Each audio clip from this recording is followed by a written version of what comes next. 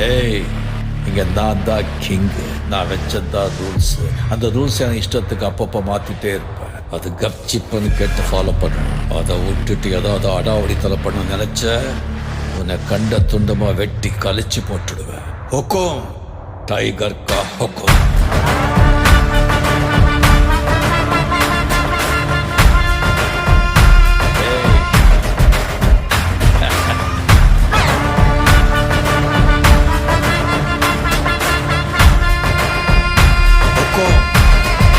tiger கலவர